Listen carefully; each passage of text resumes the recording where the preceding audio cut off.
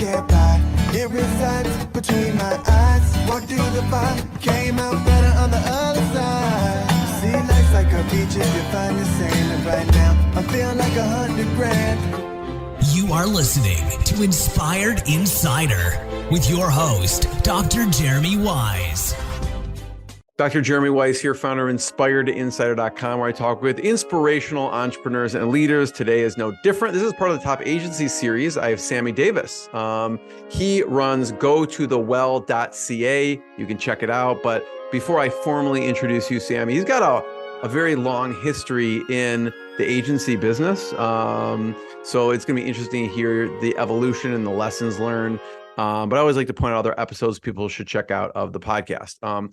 There's one I did with Adi Clevitt, who she actually runs an agency. She helps companies create SOPs for their business, all right?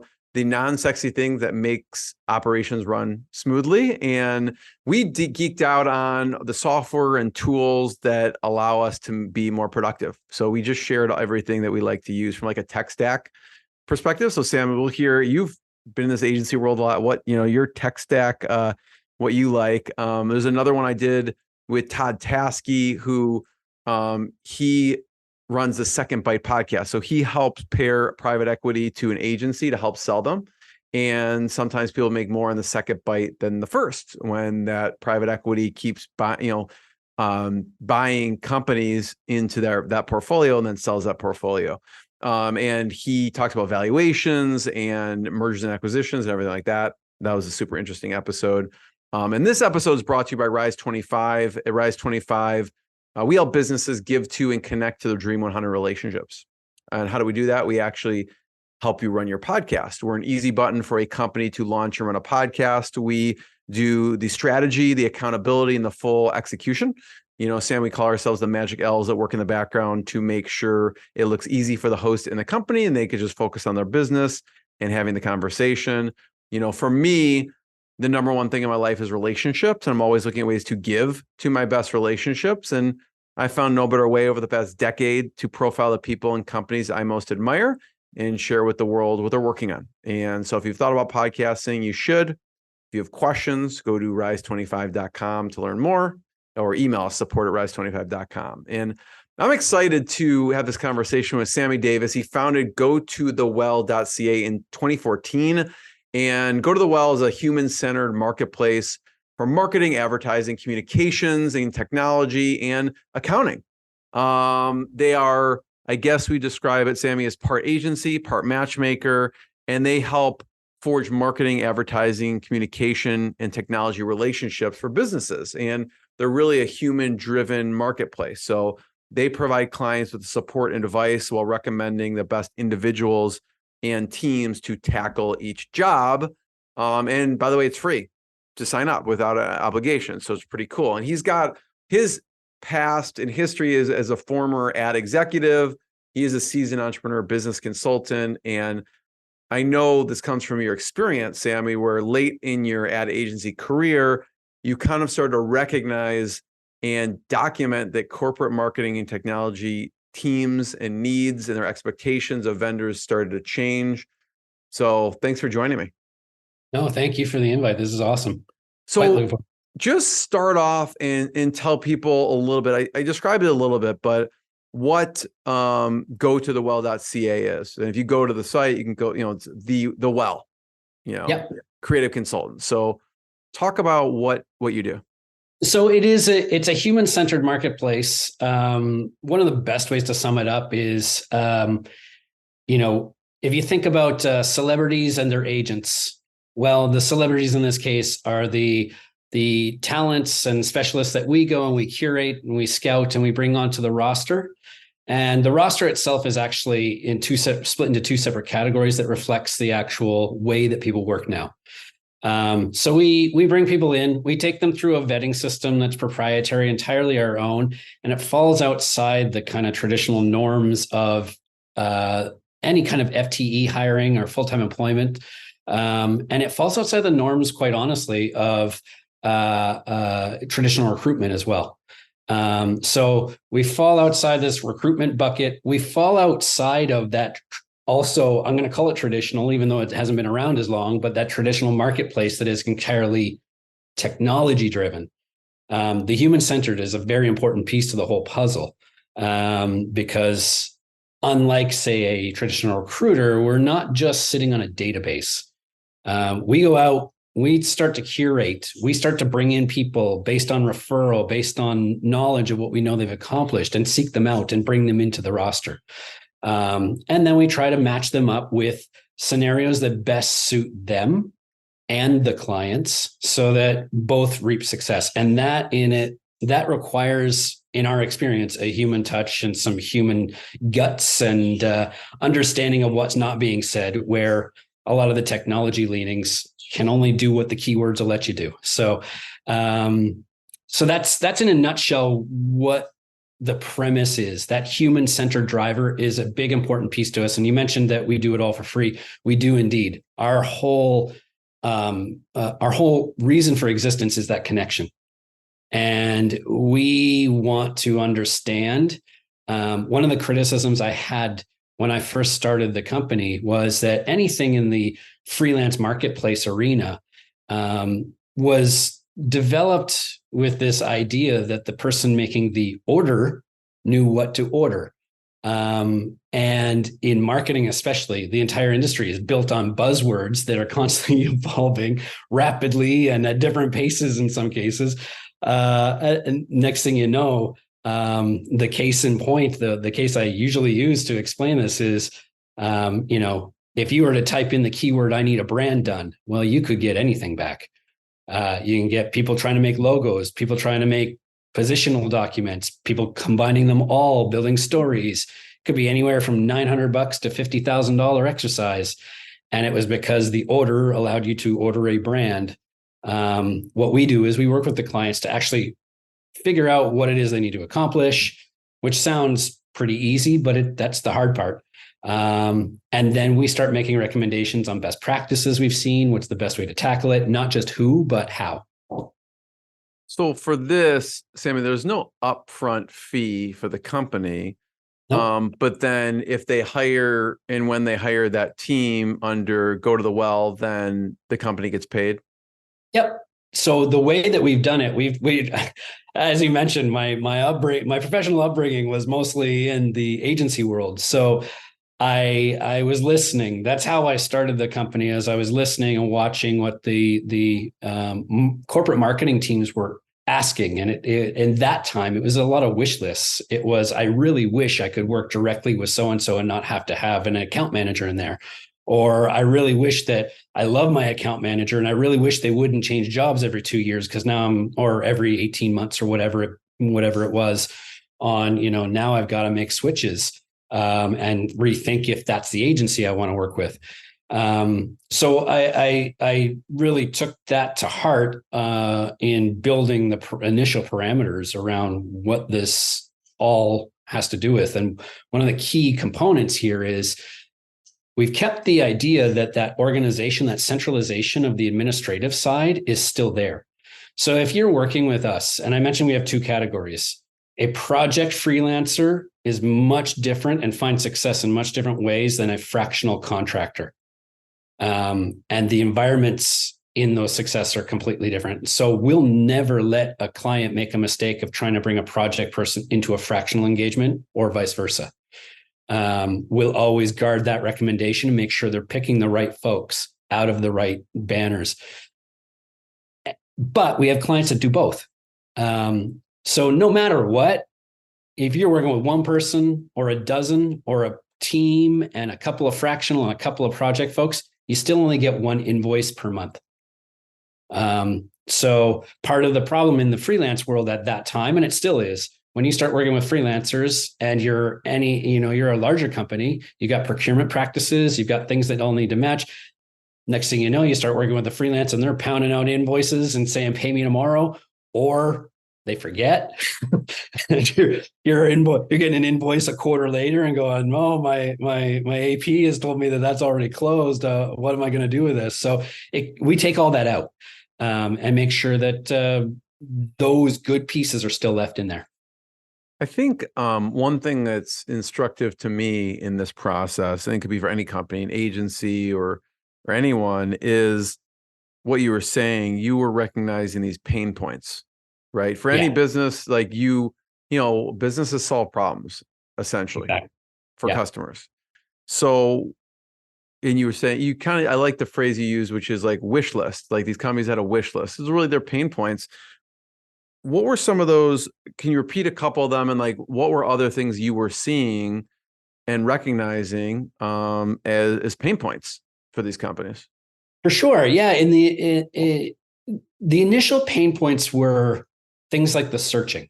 I need someone to do X, Y, Z. If they came up to, I need someone and not just a company. So, now you've got someone on your team who's you're paying to do one task, and now they're running around trying to find somebody. Um, that whole piece was a problem. So that's where kind of the roster mentality came from. But primarily, one of the things that was seeping into the industry as a whole was the idea of billable hours was taking over some of the requirements of what a job actually looked like. So by that I mean, when I was observing and hearing from my own clients at the time when I was managing the agency that, it's a problem to call you every time because I know it's got to go through 6 different people until I get my output. So it's slower, it's more expensive, and I don't have the controls that I'm looking for. There was an expression at the time that people really, and it's happening today. Now it's commonplace. There's a desire to say, hey, if that designer is working on this, I want to work with that designer directly. I don't need a PM and 2 other people in the middle to make sure that and then we start translating feedback, and next thing you know, it's sideways again, and you're asking me to pay for it to have gone sideways. So those were some of the main trigger points. Then some of the trigger points that came out in that too, it wasn't just corporate clients, it was agencies themselves were going, hey, when I start working with a freelancer, I need that freelancer to build a relationship with me, not just one and done, get in and out. They were making mistakes at the time of taking people that onto freelance jobs that were in between jobs. And part of our vetting process is we don't permit someone to come in when they're in between jobs. That's not what our company is about. We don't take all freelancers. We vet them out where our roster access is very guarded. Because we need to be able to honor guarantees. I gave the example earlier about, when I first started the company, people hadn't seen this kind of approach before and said, one of my primary problems is I feel like, and this was a constant, I feel like I just trained up my account manager or my strategist on the agency side. And when I get them there, they move to another one. So I just lost all that investment time. And now I'm challenged with, do I follow them to their new agency or do I continue the contract with the existing agency? When I first brought the well to folks, there hadn't really been a concept of this purpose-driven gig worker that is building a career and a business around this. And so I was constantly challenged with this idea of, how do I guarantee that person's not just going to do their thing and then I'll never hear from them again? How do I train someone up and get to love them and then all of a sudden they're in a full-time job somewhere? And that's part of what informed our differentiation in the categories. So our project side, you see it on our website, our project side, you can't even get considered for the project side of any of our rosters unless you've been in business for yourself as your 9 to 5 for 3+ years minimum. It means you're running a business. It means you have all of your business pieces in play. And so that was a defining shift is, I mentioned when we were talking earlier that we constantly got categorized into, well, you're this in-between thing, right? You're like not an agency and you're not a marketplace and you're not a recruiter, but what are you? And one of the shifts is that we actually are representing small solo, sole proprietorship businesses, not individuals. We don't see them as individuals. We see them as businesses. A dual-sided marketplace is difficult. There's clients and then there's talent. Yep. and I know you're Canadian based, are the talent sources from all over, or where the talent tends to be? Very important to us that it was all localized remote. So by that, I mean, it's a funny little term, and I'm always accused of making up my own funny terms. I can't help myself. I came out of the marketing world, right? The localized remote to us reflects that if somebody in Toronto needs a designer, their first choices are going to be the people in Toronto. There's nobody in our roster that doesn't call Canada home or North America home. We don't have any overseas. We're not first and foremost a kind of commoditization of skills to be able to race to the bottom financially. We actually do the other side of the swing. We defend we don't even talk about it as living wages. We defend the idea that people can have a very healthy business in doing this kind of work for themselves. So we ensure that they get paid what they should be paid. We educate our roster all the time on here's what the kind of financial constraints are. Here's what keeps you competitive.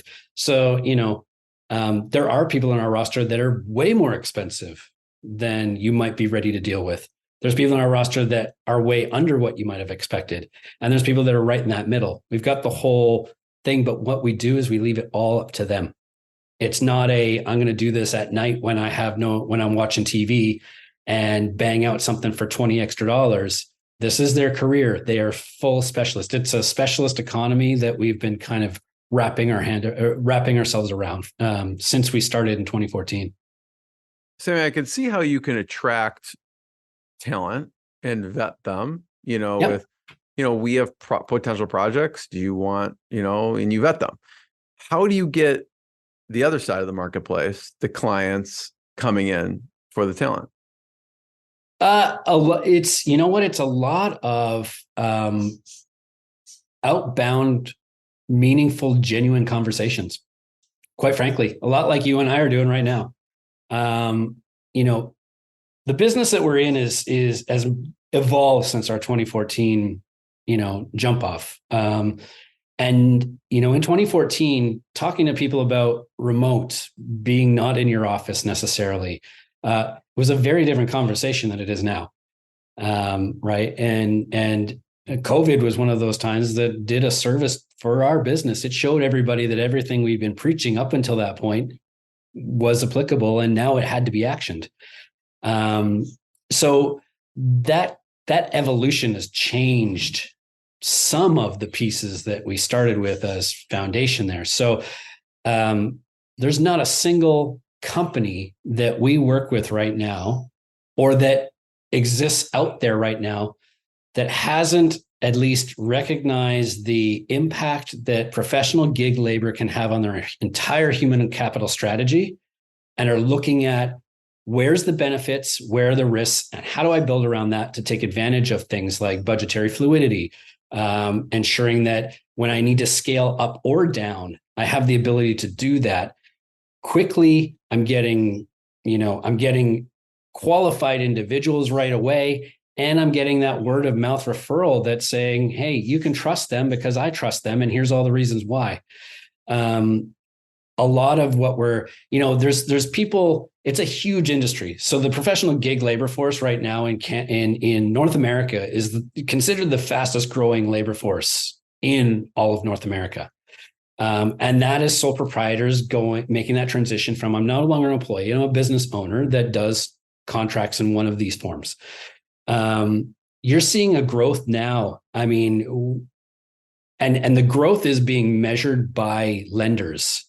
So you can trust that some of this research is not just, hey, the people like Sammy are asking for the research and then look, it benefits their company. Isn't that the way it goes? It's things like Visa and MasterCard and such are actually out there going, there's an increase in sole proprietors. They have different lending principles. We have to learn to lend to these people differently. And if that's where a bunch of our workforce is going, we need to figure some things out. So in some of those statistics, I can tell you that in 2020, it was estimated that 36% of full-time positions were being replaced by contractors in the kind of corporate world. It's estimated that by 2027, you're going to see that shift over to 52%, which presents challenges to every aspect of a business, from management principles and values, right? We're seeing a shift in, the good managers, the good principled companies are no longer going, hey, I value seeing you do your work for 40 hours a week versus I value you giving me the thing you said you were going to give me when you said you were going to give it to me. It's an output value now. So there's all these changes that are happening there. And then on the HR side, you're presented with this idea of like, okay, so everything I'm doing on full-time employment recruitment now presents me risks when I go after a contractor. And that is a very expensive challenge because you're talking about changes in policies and procedures that can also hurt you on the other end when you're starting to recruit or let people go. So it's a fascinating market right now. And so these are the kind of conversations we're just reaching out, asking people what they're doing. And if they need help to, as I mentioned before, make sure that they're not paying their staff to just kind of hunt around for people in hopes that they can get something together. We take care of things like making sure your IP is not in danger if you're working with somebody. Security is a big piece to what we bring to the table. Also the assurance that, if you start bringing in on your own, we just finished our own research study, which, again, serves to help us. But I look at it and say, there's a reality in there. 90% of the HR managers we talked to expressed that they had such high fail rates every time they were left out to their own devices to go out and get contractors. Those fail rates meant that, if they started a project, those people were leaving before the project was done, or those people were not seeing their full contract to the end. And a lot of that has to do with the process and strategies that they're using that are FTE to basically try to bring in somebody. I use the example all the time. If you're putting out on a hiring job board that you need a contractor and they fire you a resume, you shouldn't be looking at that as a victory. You should be running away from that person. Because if they have a resume, what they're really telling you is they're looking for a full-time job.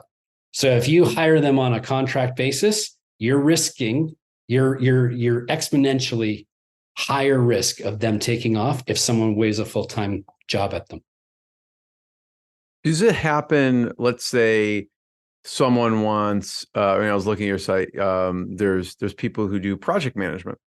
Yep. And you have them come in and let people they love working with this person. Can they bring them on for longer and longer hours and even possibly for more of a full-time, not necessarily position because they're working through, go to the well, but if they want a larger amount of hours, does that happen? Happens all the time. We've seen what used to be full-time employment engagements do exactly that. They'll re-audition somebody in to take care of a specific need, and then just start mounting the hours up. We've got a few folks I know that kind of do 40 hours a week with one company, and that's what they're good with. But the difference is they'll do 40 hours a week for one company, but there's an on and off switch. So, and that's at the company's behest. It's an agreement between both parties. It's not one or the other. So we see it all the time that companies are using it as a means to, again, gain that budgetary fluidity.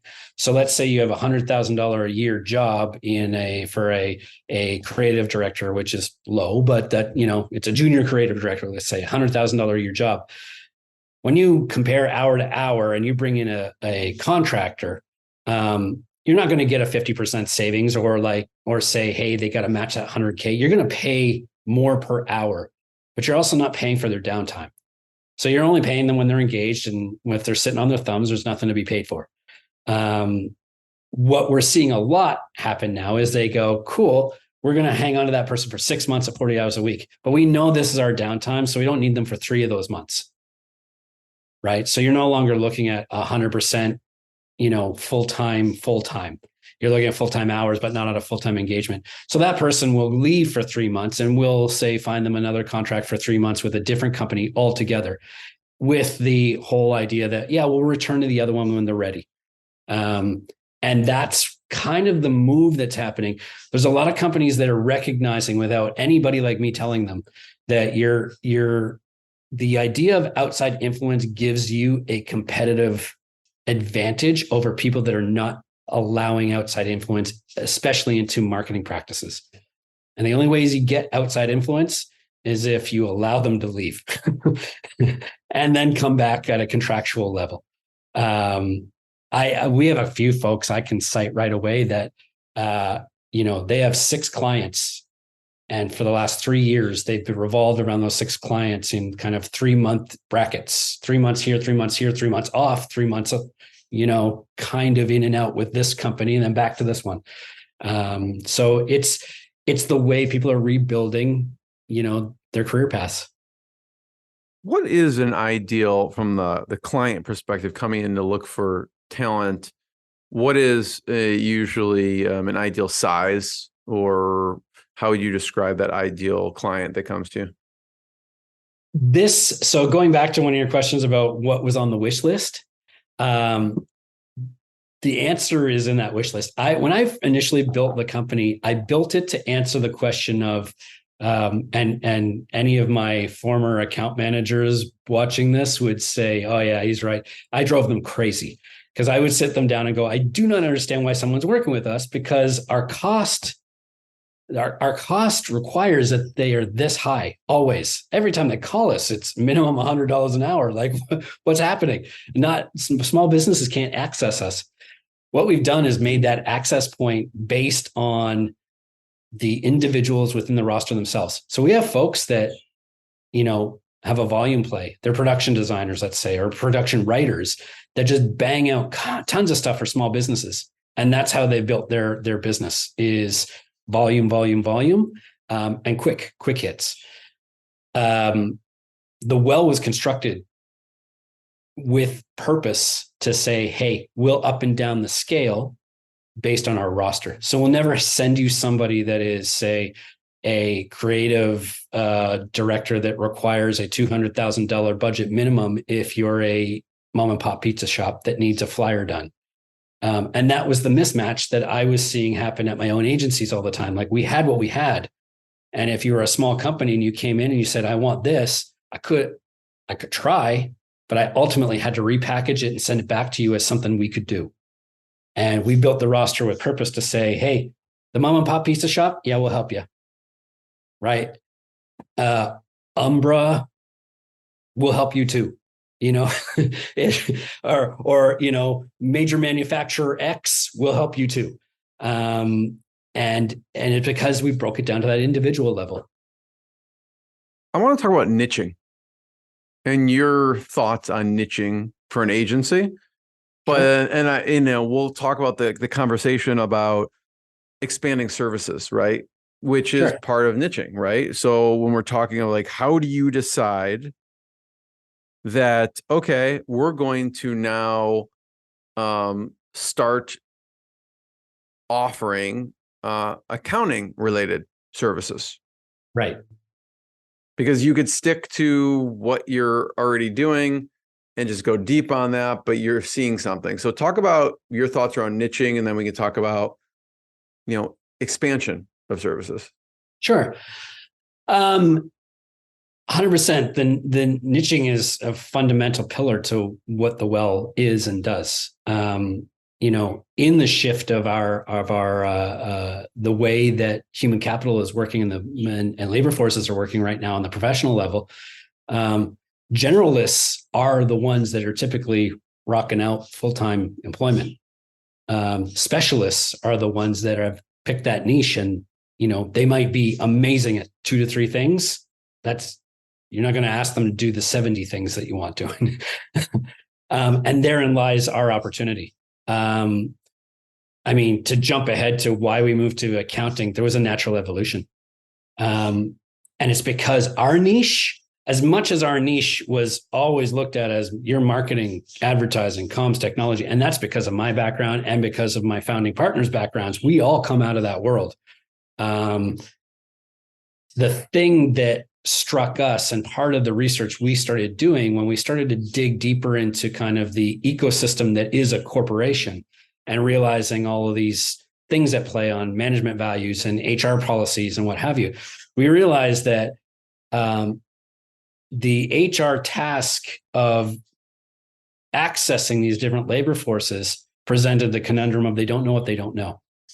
So before jumping off, we researched the heck out of it, went and figured out, is there something at play here where we can be of help? And then realized that when we talk about the growing labor force in terms of professional gig labor force, the areas that are growing the fastest in that labor force are things like marketing and communications. Accounting is a close second. So there's a supply and demand issue there, because tradition is still telling a lot of businesses, hey, I have to have a certain amount of full-time people there. When in fact, we use something like the CFO. We always have. We use the CFO. The CFO was the very first professional service that it became kind of commonplace to have that as a fractional person and not a full-time person. And we use that as a measuring stick on the health of the market for us. So we figured we're using the measuring stick. We've perfected this IP. I mean, when you look at that 90% fail rate that is happening when HR managers are left to their own devices to go and bring in, find, and work with and sign agreements with contractors, and they're failing to not have them finish, our fail rate as a company is 2%. So that showed us that, okay, we've got something here. And so additional research, testing in the market, the result was we were able to take our vetting process and discover that fundamentally, apart from any technology, our vetting process is our IP. And we have 22 standard points that need to be met. And they're not as simple as question and answer. They're not straight lines. And we realized that there are 6 fundamentals within our vetting process that can be twisted and changed per industry. So what you're seeing in the accounting side was initially a test, and then it showed this works. We're getting the same results. We're getting, we have something to compare it to at the marketing. We're getting the same results on the accounting. So let's go all in. I was talking about this recently with a colleague, actually earlier this afternoon, on the fact that a lot of the feeders for the growth in the professional gig marketplace, the professional gig labor force, the primary feeder is any industry that includes within its confines a firm approach.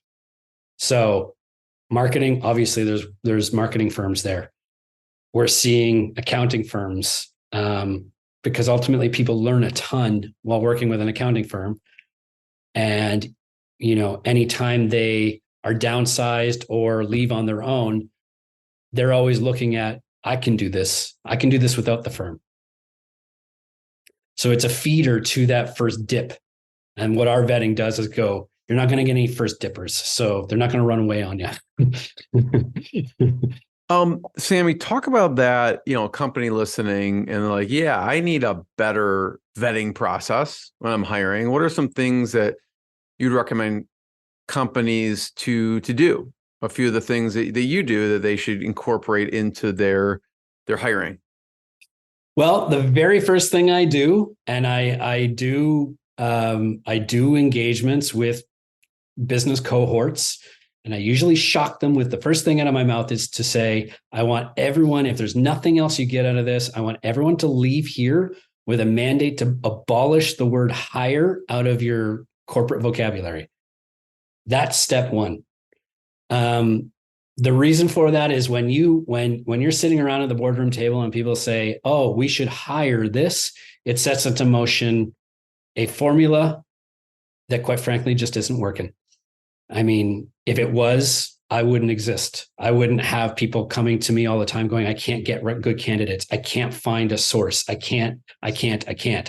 So step one, get rid of the word hire. As soon as you do that, you're opened up to going, all right, now I need to start recognizing and segmenting what the different labor forces are that are prevalent out there, and how do I access them and meet them, not just on their terms, but on equal terms. Because that's what the modern worker wants, is equal term meeting, right? It's not, I owe myself to that company for giving me a job anymore. That's our parents and grandparents. That was one of the values in their world of, you got a job and that company was good to me, so I'll be good to them. Well, good to me is redefined now. You also got to recognize that you got, this is always up for debate, the number is, but you got at least 6 different generations in the workforce right now, and their values are completely different from one another. So one size fits all approach to any type of recruitment or human capital strategy is a terrible approach. You're setting yourself up for a fail. If you are going down the FTE side, that segmentation helps a ton there. So if you are full-time, looking for a full-time employment engagement, or you're looking for a full-time employee for this role that you have as a company, you got to realize who you're talking to and who you're working with. Just imposing your hiring practice and making it crazy long and full of what you used to consider risk assessments are actually just telling people, I don't want you. Or I'm not doing my research on who you are. I haven't figured out anything about you. I want you to tell me, and then I'm going to take forever to get back to you, and then ask you for 3 more interviews and a PowerPoint presentation, only to tell you someone else was better. People are tired of that. They're just not doing it. Which is why you see people jumping into the gig labor force going, it's on my terms now. I'm going to tell people what I want to do and what I don't. Your bottom 3, bad terminology, but your youngest 3 generations that are in the workforce, a fundamental recognition, whether you want to, as a company, go through with the segmentation exercise or not, recognize that the younger the person is that you're talking to, the more likely is they're no longer asking that question we used to ask when we were growing up of what do I want to be when I grow up? They're asking, why do I want to do any of it when I grow up? The question of work as a value and as a thing that we must do is legitimately being questioned by them. You've got so much research that's saying that the younger generations have already, before they even got into the workforce, have resigned themselves to the fact that they'll probably never own anything. They won't own a house. They won't own a car. And why would I want to? That's a boat anchor, right? It's not. They'll use Uber and Airbnb. They'll just. Well, I mean, a lot of HR managers, especially in Canada, are shocked when I show them, like, you know what? You know what's valuable to them is experience. They spend all their money on experiences. It's not spending money on flashy things. Now, there's differences between the American culture in that and the Canadian culture in that, and then state to state, province to province is different too. But it's definitely skewed this direction of, you're talking to somebody that values money and the idea of work totally differently than you did in your own generation. So as an HR manager looking to bring in somebody, stop just over preparing on this idea that they're going to negotiate with you on salary and benefit packages, because half of the young kids aren't even doing that. They're just going on Glassdoor and going, this is what you owe me, so make it that. That's the end of the conversation. Now, what I do want to talk to you about is, how often do you need to be in the office? And could I work 3 months in Costa Rica? And do I need to check in with you when I want to take vacations, or is it something that I can kind of be open to? And what kind of influence am I going to have, or not influence so much as impact? Am I going to be of actual value? It used to be just a thing you would see pop up in strategic planning, but now there's legitimate values and measurements tied to it by the worker themselves. Am I giving you value? Because if I'm not, that's when they start looking. That whole quiet quitting trend that people are writing about is fundamentally where a lot of that started. It's such an interesting perspective, Sam. I appreciate you sharing it. I have a few. I want to hear. You mentioned tech stack. Yes. You've probably seen a lot of softwares and tools and things. I'm wondering what you're seeing and what you use. And then I want to talk about mentors too in the industry. You've been in this agency space for a long time, but start with tech stack. What are some things you like? The tech stacks that I like are the ones that are actually supportive and not dictating to me what I need to do next. I don't know if that makes sense, but we're breaking out our philosophies and our approaches on things. So we minimize the use of automation platforms. I will say that. And I know that flies in the face of what everybody talks about right now. And we do it because we need to maintain that genuine connection. We're human-centered, technology-supported, not technology-centered, human-supported. It might be looked at as an old school thing, but the results speak for themselves, right? Our relationships with our clients and with our roster members is completely the opposite of transactional. It's not transactional. It is reliance with each other, and trust is forged and built that way. So a lot of the automation tools that are out there, things like your HubSpots, your Pardots, things like that, we will make use of in different ways. We'll bend them to the way that we want to work with, and we'll never just set something on automatic pilot. I'll share with you something funny that I haven't been sharing with too many people, but right now, my own personal kind of consulting interest is always on that revenue officer. I'm always building revenue with clients and showing new ways to do that. If you go on LinkedIn right now, the thing is just drowning with, CRO and sales gurus that are just firing playbooks at you like you wouldn't believe. And the advent and the leaning on AI as now a massive is turned into a massive noisemaker, to be quite honest. I mean, I don't know if you've noticed how many LinkedIn messages you get that are just pitches right off, and the whole thing's transactional. It's a ratio game at this point. How many people am I going to hook? How many am I not? We actually, my team was saying the other day, they were like, we love that we get the opportunity to be very custom and show people that we actually know or tried to figure out who they were before we sat down for our first conversation. And right now I do a thing called, I call it spam roulette, where every Friday I pick one of those playbook automation emails that are so obvious because they don't see each other. So they don't know they're all the same. And I respond to one and just kind of give them pointers on how they should change the way that they're kind of approaching all that stuff. We don't use AI for our content, but we will use AI to help us with things like, there's a couple of neat tools that are out there, and some that are kind of in their very early stages on just kind of rating best areas for content seeding rather than providing the content. They'll provide us avenues of here's the best spots to put that. Again, we'll use AI for ideas around what we should be saying, but we won't ever just lift it and use it.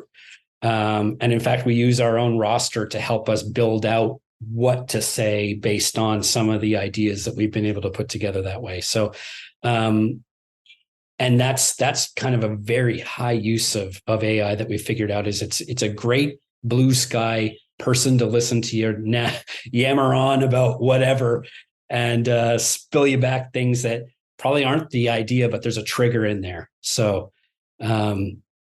it's those are our tech stacks. We've made sure that we do use chatbots, but our chatbots are actually built to interrupt. They interrupt us as the employees to tell us someone's in there, so we jump in as soon as possible. We don't let the chatbot do anything recommendation wise, none of that kind of stuff. So it truly is we're very true to our claim and our brand of, we're human-centered, tech supported, and not the other way around. You mentioned CRM, and again, like not from like automation, but just like a more organization perspective. What do you like, or what have you seen people use for like a CRM or project management tools? I mean, I find that every CRM requires a matching to the sales process and what the sales value is. Are you a relationship builder? Are you a strict outbound chaser? Are you all built on new business or what have you? And that'll determine a lot of that. I love, personally, I love some of the HubSpot tools in doing the relationship build. I like some of the Salesforce tools better on the new business hunt. I really don't like a lot of the Salesforce relationship tool. I find it's not built for that. And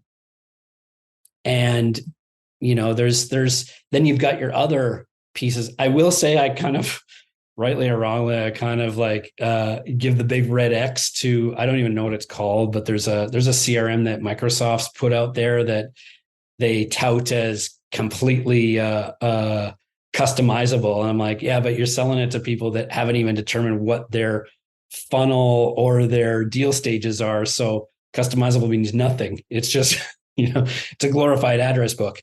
That's kind of what I do. I'll look at it and say, okay, your CRM is based on what your entire kind of revenue goals, how you're going about it, what your cultural makeup is, but also like, what you need to accomplish within each of those steps will really determine. I mean, a lot of CRMs I find that are free, you get what you pay for. It's just a glorified address book, right? Don't even bother. A CRM should not be just a place that you keep information that you hope you should go after sometime. You're building out understanding and everything from project planning, what a future might look like with that customer, to, what are their here and now issues. And it's not just documentation for someone else to pick up or to remind you later. It's so that you can start to use other tools to feed in what am I going to build here? I'm building this with this person. It's not just they're my customer and I'm selling them stuff. So cool. That's what thanks for sharing that, Sammy. My last question is mentors. Through your agency journey and also just your business journey, who are some of the mentors that influenced you? And it doesn't have to be personal mentors. It could be like a book or another resource that has been a distant mentor to you. Sure. There's a book called there's a book called Switch that always stuck with me. And was that a Chip and Dan Heath book? I can't remember. It is. Okay, yeah. I love their stuff. Yeah, they have several books that are phenomenal. They do. Made to Stick was one. Yeah. Switch was one. Yeah. Switch really stuck with me. Like Made to Stick, it was kind of, I love the kind of the upheaval on the brand pieces and what have you. But the Switch stuck with me because I found it was one of those business books that didn't rely entirely on someone's current success or a bunch of recency bias to say that the philosophy was true. And it stuck with me because it made change something to celebrate as opposed to fear. And anyone that I run into that is, obviously I bring them a whole bunch of stuff they haven't thought about before, or maybe they have thought about, but they're like, whoa, that's all scary. I usually leave them with, if you got the time, read the thing. It makes it so approachable and easy to look at. I mean, mentors throughout the years on personal level, I've learned, I've got a weird way about this, and I know it's because I'm like the business artist and not the business scientist, but most of my mentors are not people that you would look at and say, oh, they're rank and above him. I actually look at people that are either on, we're equal in our experience, or they're they have less experience than I do. That's where I pull a lot of my motivation and a lot of my understanding and influence on what's next. What can we get excited about? I've got things that have stuck with me like everybody else has. I was coaching someone today and heard myself saying, although it was so long ago, I couldn't attribute to who it came from, but I know it came from likely one of my, strategists at the agency level who basically said, as long as you're working on things, the one thing you will never run out of is opportunity. So stop grieving the one you think you missed. I love it. And those are, those are just things that have stuck with me. And I think if you were to talk to my staff or anybody that I've coached through the years, they'll tell you that I'm the guy of little anecdotal stories that'll capture your attention for a second, and maybe they're using some of my phrases out there, living off them too. So I love it. Well, Sammy, I want to be the first one to thank you. Everyone, check out gotothewell.ca to learn more and check out more episodes of the podcast. And Sammy, thanks so much. I really appreciate it. This was a lot of fun. What I got, you can't buy. It resides between my eyes. Walked through the fire, came out better on the other side. See, life's like a beach if you find the sailing right now. I'm feeling like $100 grand.